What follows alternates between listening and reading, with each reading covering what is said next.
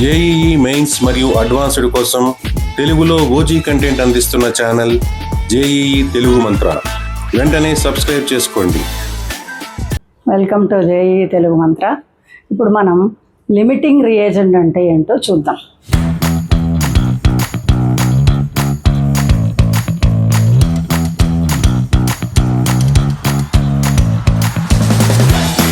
కాన్సన్ట్రేషన్ని మనం డిస్క్రైబ్ చేయడానికి కానీ కరెక్ట్గా దాన్ని ఎక్స్ప్రెస్ చేయడానికి కానీ 4 రకాలుగా చేయొచ్చు.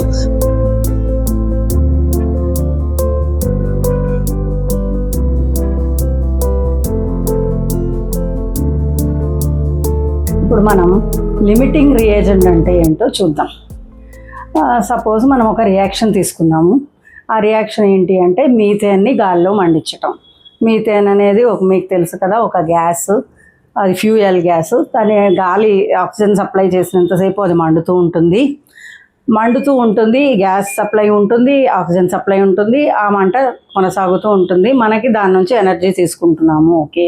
కానీ ఈ రియాక్షన్ ఎంతసేపు జరుగుతుంది? మీథేన్ ఉన్నంతసేపు జరుగుతుంది, ఆక్సిజన్ ఉన్నంతసేపు కూడా జరుగుతుంది. ఈ రెండిటిల్లో ఏదో ఒకటి అందుబాటులో లేదు. అప్పుడు ఏమవుతుంది? అప్పటిదాకా జరిగిన రియాక్షన్ ఆగిపోతుంది. దేనివల్ల ఆగిపోతుంది? మీథేన్ సపోజ్ అయిపోయింది అనుకోండి. మీథేన్ అయిపోయినప్పుడు ఆక్సిజన్ సప్లై ఉన్నా కూడా రియాక్షన్ అక్కడ ఆగిపోతుంది. అలాగే ఆక్సిజన్ సప్లై ఆగిపోయింది అనుకోండి, అప్పుడు మీథేన్ అలాగా కంటిన్యూస్గా మండుతూ ఉంటుందా? కంబషన్ జరుగుతుందా?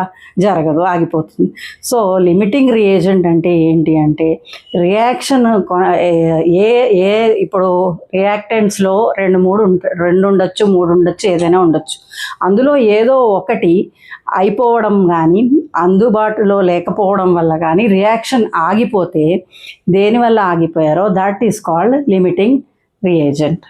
ఇప్పుడు లిమిటింగ్ రియేజెంట్కి డెఫినిషన్ రాద్దాం. ఇప్పుడు లిమిటింగ్ రియేజెంట్ డెఫినేషన్ చూద్దాం. The reactant which get consumed first, అంటే ఏది ముందర అయిపోతుందో అది, limits the amount of product formed, అంటే ప్రోడక్ట్ ఫార్మేషన్ ఆగిపోతుంది కాబట్టి అది లిమిట్ చేస్తుంది కాబట్టి దాన్ని లిమిటింగ్ రియేజెంట్ అంటున్నాం. అది స్టోయికోమెట్రిక్ క్యాలిక్యులేషన్లో ఇది చాలా ఇంపార్టెంట్ పాయింట్.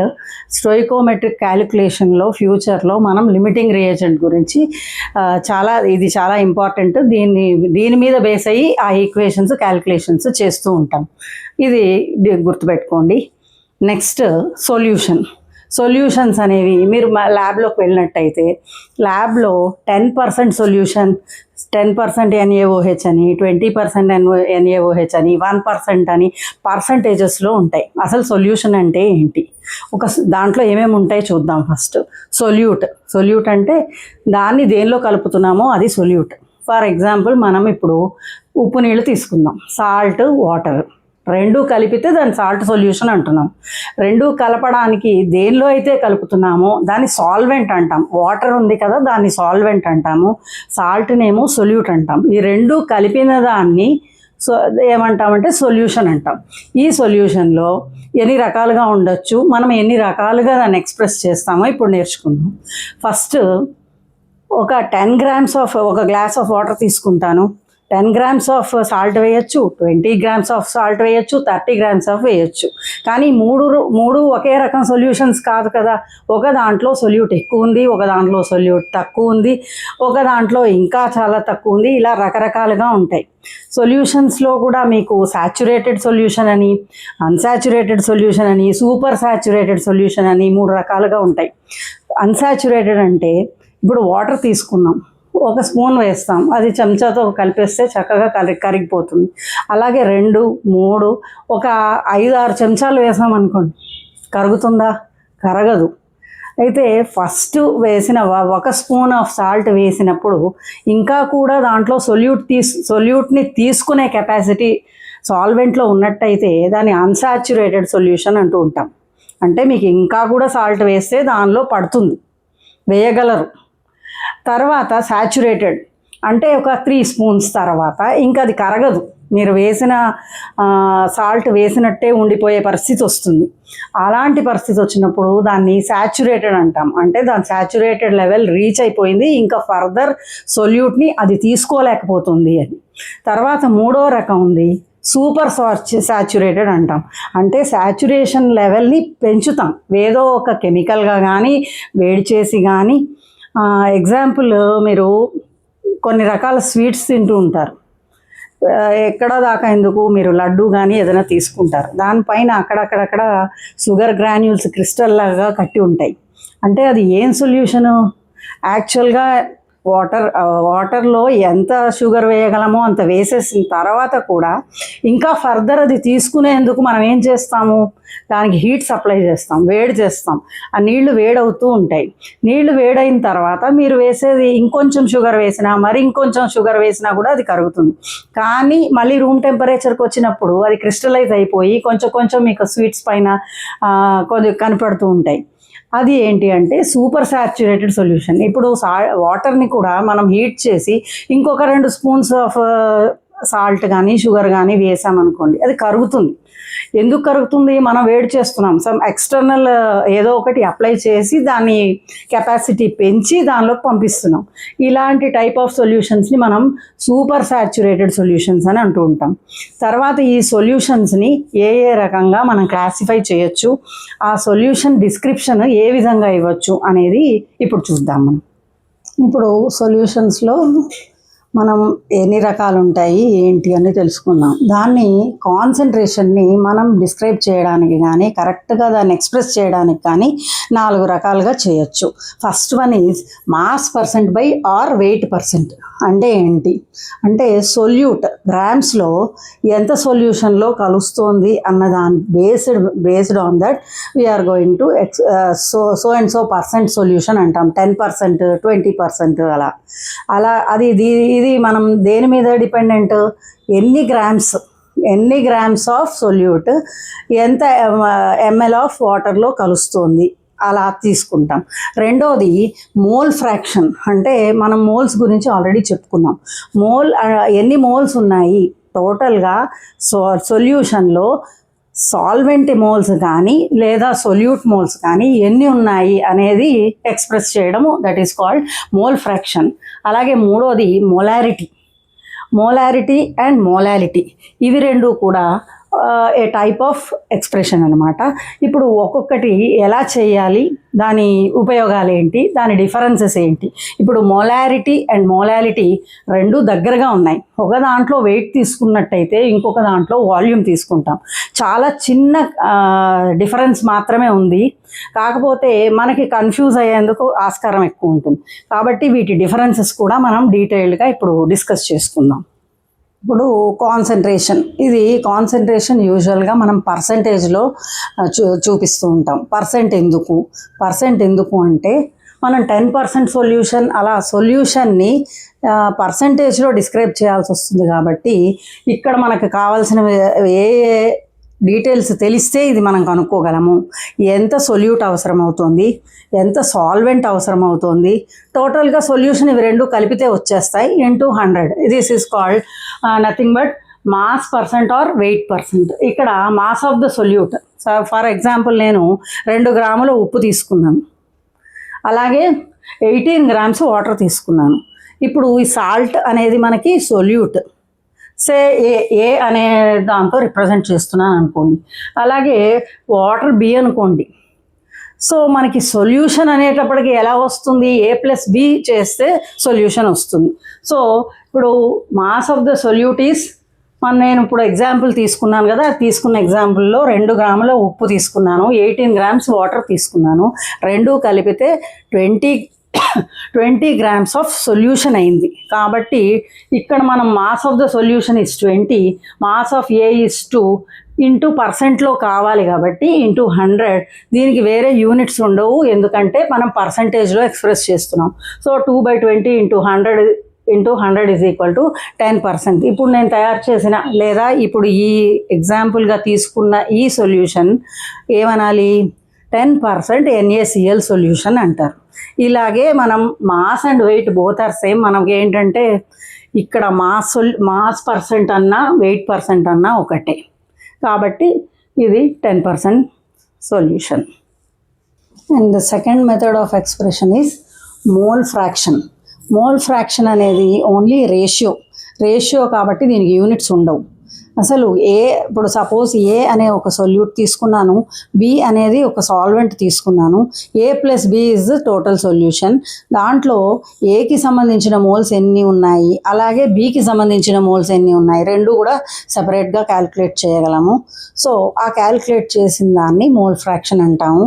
జస్ట్ ఒక ఎగ్జాంపుల్తో మీకు చూపిస్తాను. మోల్ ఫ్రాక్షన్ సపోజ్ ఇందాకడే ఎగ్జాంపులే నేను తీసుకున్నాను.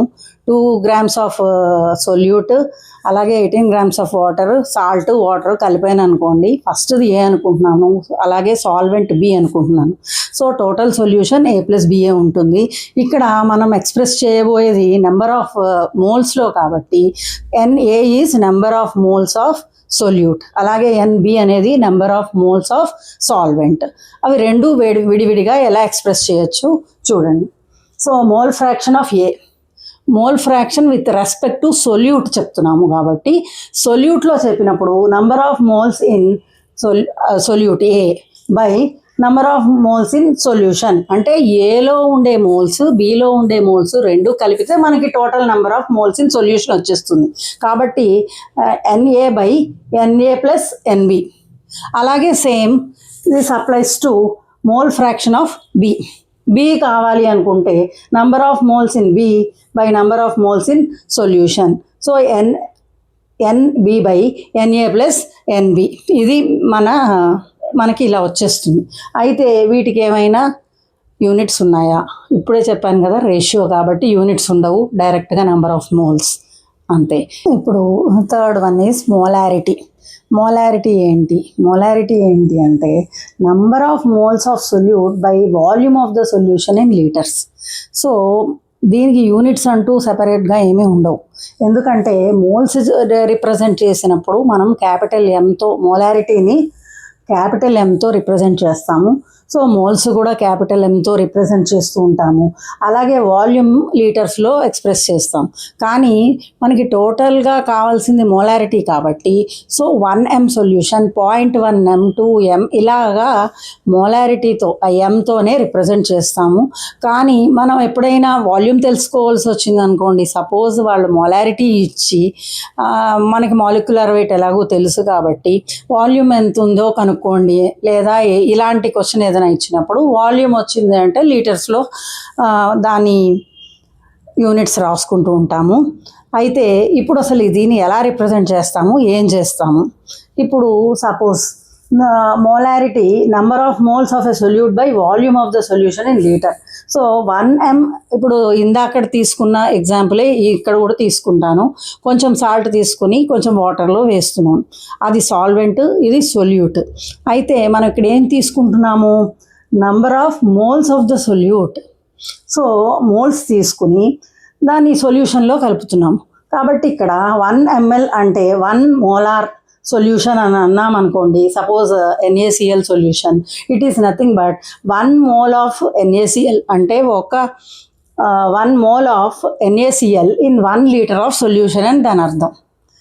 అలా సింపుల్గా 1m సొల్యూషన్ అని అంటాం, దానికి ఇంత అర్థం ఉందన్నమాట. అలాగే మనం సపోజ్ 0.2 మోలార్ సొల్యూషన్ అని సింపుల్గా ఒక మాట యూజువల్గా మీకు ప్రాబ్లమ్ సాల్వ్ చేసినప్పుడు 2m సొల్యూషన్ అంటారు.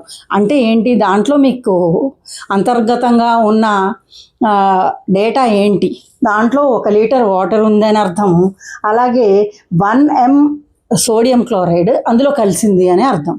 సో ఈ డేటా వాళ్ళు వేరుగా ఇవ్వరు, దాంట్లోనే మీకు 1m సొల్యూషన్ అని అనగానే, లేదా 2m సొల్యూషన్ అనగానే, లేదా 0.2 అలా ఏదో ఒక నంబర్ m అని ఇచ్చారు అంటే ఈ డేటా మీకు తెలిసినట్టే. అకార్డింగ్గా మీరు ప్రాబ్లమ్స్ సాల్వ్ చేసుకోవచ్చు. ఇప్పుడు నెక్స్ట్ ప్రాబ్లమ్ సాల్వింగ్కి జనరల్గా ఇంత డీప్ వెళ్ళవసరం లేదు.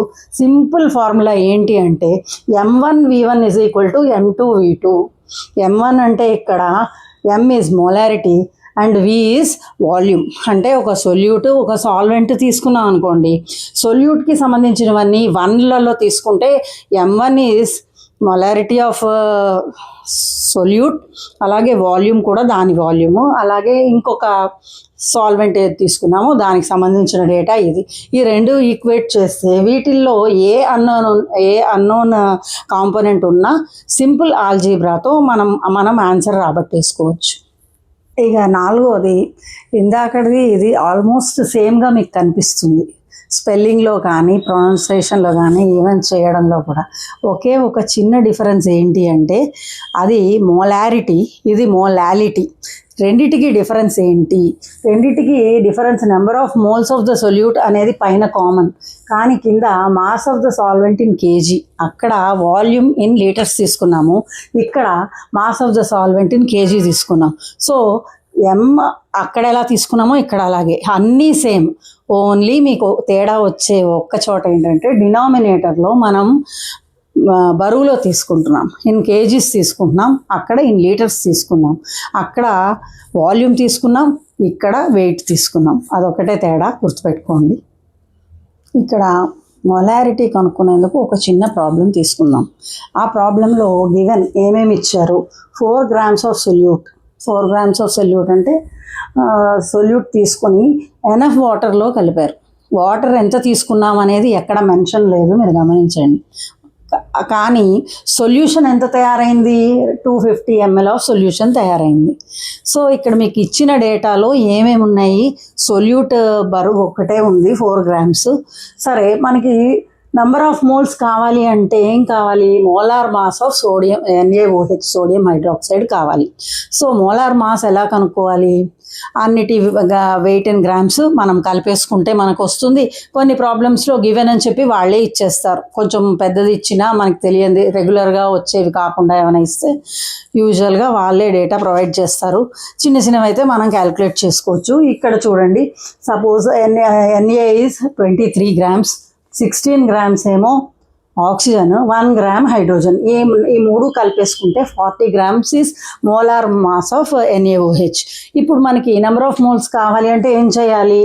నెంబర్ ఆఫ్ గ్రామ్స్ అంటే 4 grams solute divided by molar mass. So 4/40 తీసుకున్నాము బై 250 ml ఆఫ్ సొల్యూషన్. మనం ఇక్కడ ఏది తీసుకున్నా ఇన్ లీటర్స్ తీసుకోవాలి.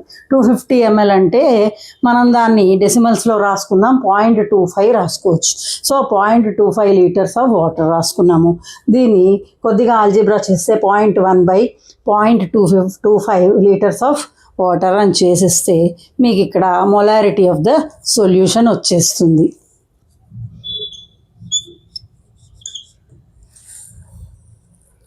ఇక్కడ ఆన్సర్ 0.4 మొలారిటీ వచ్చింది. ఇది మీకు ఆన్సర్. జస్ట్ చాలా సింపుల్గా అయిపోతుంది. మీకు తెలియాల్సినవి ఏంటి అంటే కొన్నింటి వెయిట్ ఇన్ గ్రామ్స్ తెలిస్తే చాలా సునాయాసంగా ఆన్సర్ వచ్చేస్తుంది. అలాగే ఒక ప్రాబ్లం ఇన్ మొలాలిటీ చూద్దాము, తర్వాత డిఫరెన్సెస్ బిట్వీన్ దీస్ టూ కూడా చూద్దాం. ఇక్కడ మరొక ఎగ్జాంపుల్ తీసుకొని మొలాలిటీ ఎలా క్యాలిక్యులేట్ చేయాలో చూద్దాం. మొలాలిటీ ఒకేలా ఉన్న రెండిటికి ఉన్న పెద్ద డిఫరెన్స్ ఏంటి అంటే అక్కడ మనం మొలారిటీలో వాల్యూమ్ తీసుకున్నాం. Volume is temperature dependent. Temperature పెరిగిన కొద్దీ వాల్యూమ్ పెరుగుతుంది, అలాగే టెంపరేచర్ని బట్టి వాల్యూమ్ చేంజ్ అవుతుంది. కానీ మొలాలిటీలో టెంపరేచర్తో సంబంధం లేదు, ఎందుకంటే మనం బై మాస్ తీసుకుంటున్నాం, వెయిట్ తీసుకుంటున్నాం. వెయిట్ టెంపరేచర్ ఇండిపెండెంట్ కాబట్టి మీకు టెంపరేచర్తో ఈ ఫిగర్స్లో చేంజ్ రాదు. కాబట్టి చాలా చోట్ల మనము ఎక్కువ రిలయబుల్గా మొలాలిటీనే క్యాలిక్యులేట్ చేస్తూ ఉంటాం. మొలారిటీ అనేది టెంపరేచర్ని బట్టి మారుతూ ఉంటుంది కాబట్టి దానికన్నా ఇది బెటర్ వే ఆఫ్ ఎక్స్ప్రెషన్. అలాగే ఇది ఎలా చేయాలో కూడా ఒక ప్రాబ్లం చూద్దాం. ఒక ప్రాబ్లం ఫైండ్ ద మొలాలిటీ అన్నాడు. గివెన్ ఏమి ఇచ్చారు? M is 3 moles per liter ఇచ్చారు. డెన్సిటీ ఆఫ్ ద ఇది ఇచ్చారు, డెన్సిటీ ఆఫ్ ద సొల్యూషన్ ఇచ్చారు. అది 1.25 grams per liter. మీకు డెన్సిటీ అంటే తెలుసు కదా, density is nothing but mass by volume. So mass of the solution అనేది ఇప్పుడు ఈ ఇచ్చిన డేటా నుంచి మనం తీసుకోగలం. అందుకని మాస్ ఆఫ్ 1 liter సొల్యూషన్ తీసుకుని ఇప్పుడు డెన్సిటీ ఎంత అన్నది వాళ్ళే ఇచ్చారు కాబట్టి అది ఇంటూ మనం 1 లీటర్ కాబట్టి వాల్యూమ్ 1 లీటర్ కాబట్టి ఈ రెండు మల్టిప్లై చేస్తే 1250 గ్రామ్స్ వస్తుంది. ఇది మనకు వాళ్ళు ఇచ్చిన డేటా నుంచి మనం ఇది తీసుకోవచ్చు. ఇది so mass of 1 litre solution వచ్చేసింది. సో మాస్ వచ్చింది. అలాగే సొల్యూట్ మాస్ ఆల్రెడీ ఇచ్చారు మోల్స్ పర్ లీటర్ అని. So mass of sodium chloride in 1 litre solution is equal to 3 into ఇక్కడ మనం మాలిక్యులర్ వెయిట్ కన్సిడర్ చేస్తాము. ఈ రెండు మల్టిప్లై చేస్తే 175.5 గ్రామ్స్ వచ్చింది. సో మనకి డేటా కావాల్సిన డేటా అంతా వచ్చేసింది కాబట్టి ఇప్పుడు మనం చాలా ఈజీగా కనుక్కోవచ్చు mass of water in the solution. యాక్చువల్గా వాటర్ ఎంత ఉంది, సాల్వెంట్ ఎంత ఉంది అని చెప్పలేదు, టోటల్ సొల్యూషన్ ఇచ్చారు. సో మనం దానిలోంచి సొల్యూట్ వెయిట్ తీసేస్తే మనకి గ్రామ్స్లో వచ్చేస్తుంది. Mass of the solute, mass of the solution, mass of the solvent అన్నీ వచ్చేసాయి మనకి. కాబట్టి మొలాలిటీ ఎలా కనుక్కోవాలి? 3/1.0745 kg is equal to 2.79 m. And ఇంకొక ముఖ్యమైన గుర్తుంచుకోవాల్సిన విషయం ఏంటంటే స్మాల్ ఎంతో డినోట్ చేస్తాం, అది క్యాపిటల్ ఎంతో డినోట్ చేస్తాం. Molarity is capital M, మోలాలిటీ is small M. So ఇక్కడ రాసేటప్పుడు కంపల్సరీగా స్మాల్ ఎం రాయాలి అని గుర్తుంచుకోండి. మోలాలిటీ అండ్ మోలారిటీ ఈ రెండింటిని డిఫరెన్సెస్ ఒక టేబుల్ రూపంలో చూద్దాం. ఫస్ట్ది weight or mass based. Molality is weight or mass based, ఇక్కడ వాల్యూమ్ బేస్డ్. అలాగే doesn't change with temperature, it changes with temperature. అలాగే మోల్స్ ఆఫ్ దాని ఎలా వస్తుంది అంటే moles of solute by kg of solvent, ఇక్కడ moles of solute by litres of solvent. ఈ మూడు ఇంపార్టెంట్ డిఫరెన్సెస్. అలాగే representation is small M for molality and capital M for molarity.